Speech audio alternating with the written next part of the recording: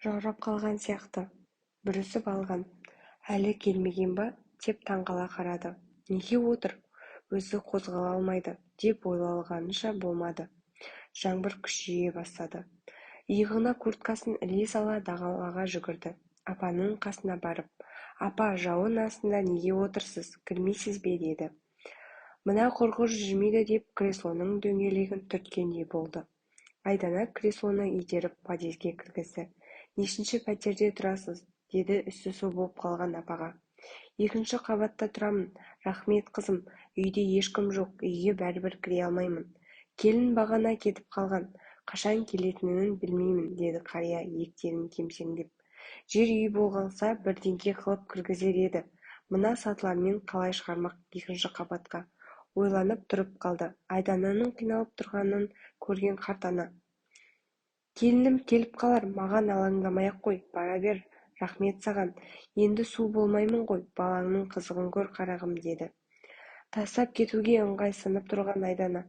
Жарайды онда, келіп қалар, деді де жоғары көтеріліп кетті. Арада 2-3 сағаттай уақыт өтті. Кеш болып барады, күннің суығы мынау. Айдана қайтадан сыртқа шығып төмен қарай қарады. Апа әлі отыр. Мұнысы нес? Қарт кісінің жалғыз тастап қайда жүр?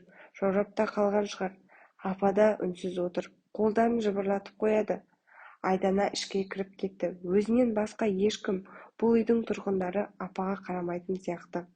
1 сағаттай уақыт өткен соң қайтадан шықты. Төмен қараса апа жоқ екен. Келген шығар, барып сұрасам ба екен. Келесі күні шыдамады. Жұмыстан келе жатып Жұмагүлдің пәтерінің қоңырауын соқты. Есікті ашқан Жұмагүл: «Ой, сәлем, кел кір», деді де артқа шегініп. Ішке кірген кезде Айдана көздерімен қарт апаны іздеді. Апа қалай, ауырып қалмады ма? Жоға, неге ауырады? Жақсы бөлмесінде, деді. Ауырмаса болды. Ой, бір жұмыстармен бітпей жүріп қалдым. Саған рахмет, ішке кіргізіп кетіпсің ғой. Енең ба, деді сыбырлап сөйлеп. Иә, күйеуімнің маған тастап кеткен сыйы. Күйеуім жаман аурудан асқынып кетті. О дүниеге кеткеніне 3 жыл болды. Құдай бала бермеді бізге. Есесіне мына кемпірді бала қылып бағып отырмын, деді. Жақтырмаған кейіп танытып. Аянышты екен. Несі аянышты? Отыр ғой күн ұзақ басыма бәле болып, деді Айдана. Жұмагүл даусынан бәсеңдетпей әдейі естісін дегендей бар даусымен сөйлегеніне таң қалды. Кімге жаны ашырын білмей үйіне қайтты. Сол оқиғадан кейін апаны қайтып көрмеді. Күз артынан қыс болды. Қыс айларының баласымен ауылға бір барып келгені болмаса үйден шықпайды. Жұмыстан келіп жоғары көтеріліп бара жатқан алдына Жұмагүл шықты. Амандық сұрастырып болған соң: Айдана, мен жұмыстан шипажайға жолдама алдым. Бірақ енемді кімге тастарымды білмей отырғаным, деді. Басқа балалары жоқ па? Бауыр туысқандары жоқ па? Жалғыз сіңлісі бар. Оның өзі оңтүстікте тұрады. Екеуі 10 жылда бір кездесіп тұрады. Басқа ешкімі жоқ.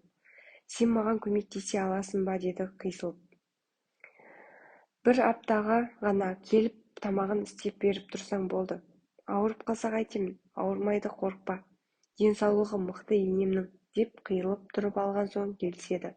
Алғаш 3 күнде келіп тамағын істеп кетіп жүрді. Одан басқа өзінде де уақыт жоқ. 4-ші күні шайын жасап беріп қасында біраз отырады. Апаның өзінің де мінезі тұйық. Көп сөйлемейді, артық әңгімесі жоқ. Айдана есіктен шығып бара жатқанда жәутеңдеп артынан қарап отырады. Күн ұзақ бір үйде жалғыз өзі үнсіз отыратын болған соң зерігетін шығар. 4-ші күні Айдананың көзіне апаның түрі біртүрлі көрінді. Ол енді келмейді, тастап кетті, деді дауысы дірілдеп. Ештеңені түсінбеген Айдана. Неге олай дейсіз? Деп таңғала қарады. Жұмагүлдің айтамын, мені тастап кетті. Тағдырдың маңдайыма жазғаны осы шығар. Жалғыздықтан өлемін. Қайтемін енді, деп кемсеңдеп кемпір айтып әңгімесін бастады. Айдана денесін тоңазып кетті. Жаны ашып, жұбатып сөз таппады. Шай тамағын беріп болып үйіне қайтты. Баласы үйде жалғыз отыр. Соған алаңдап асықты. Келесі келгенде баласын ала келді. Тамағын беріп, қызылдап шайын құйып отыр. Бұл кемпір сөйтіп неге жалғыз отыр дейтін шығарсың, деді Айданаға қарап.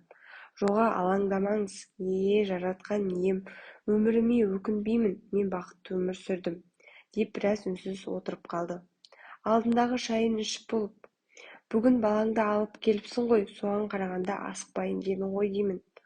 Мазасыз бала, үйде бірдеңке білдіріп қоя ма деп алаңдап отырамын, деді. Әкелгенің жақсы болды, саған әңгімемді айтып берейін, деді. Мен жақсы ауқатты отбасынан шыққан адаммын. Әкем өмір бақи қызметте болды. Анам балалармен үйде отырды. Бір ұл, 2 қыз болдық. Ештеңеден тарылмай ерке өскенімдікі болса керек. Оқуды бітіргеннен кейін адам менсінбей шолжаңдап біраз жүрдім. Тұрмысқа әйтеуір 35 жасымда шықтым. Онда күйеуімді де менсінбедім. Жарасымды ермек қылып күйеуіме мән бермейтінмін. Әкем арқасында мен де жақсы жерде қызмет істедім. Сол себепті болар ата-енеммен тұрмай бөлек шығып алдым. Өзімді бақыттымын деп жүргенімде балам 15 жасқа толғанын байқамай қалыппын. Сол кезде мені күйеуім тастап кетті. Сонда айтқаны, сенен шаршап кеттім, мына үйде екінші адам болғым келмейді, деді. Оған енді не дейін, барлығына өзім кінәлімін. Кейін 1-2 қызың бір әйелге үйленіпті деп естідім.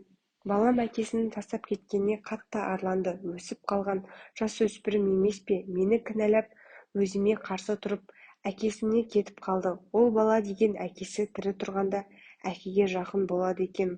Солпиып үйде жалғыз қалдым, бірақ әкесіне көп сыймады. Әкесі үйленіп алған соң үйге қайтып келді. Сондағы бірінші айтқан сөзі: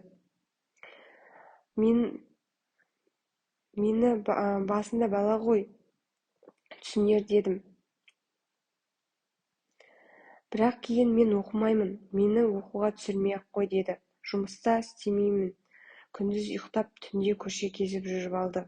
Баламнан айырылып қалғанымды сол кезде бірақ түсіндім, деді апа жаулығының шетімен көзін жасын сүртіп. Өзім сияқты ерке өскен бала, мінезі де дәл мен сияқты тәкаппар. Біраз нәрсені бүлдірді ғой, әскерде де жібермей алып қалған едім, артынан өкіндім. Қайтейін, қарғайын десем жалғызым, іштей тініп бар еркелігін көтеріп жүрдім. Бір күні үйленемін дегенде қатты қуандым. Үйленсе өзгеретін шығар деген үміт қой менікі. Үйге Жұмакүлді алып келді, баяғы жартас сол жартас. Бұрынғы мінезіме салынып келінді бірден жақтырмадым. Бала, мына шүйке басы қайдан тапқансың? Текті бір жердің қызын алмадың ба, дедім бір көргеннен. Барына риза бол, деді тырысып жүріп құдалығын тойын өткіздім.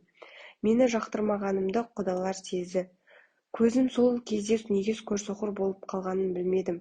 Тұрмысы бізден сәл төмен десең де адамгершілігі бар, қарапайым тәрбиелі адамдар өздері.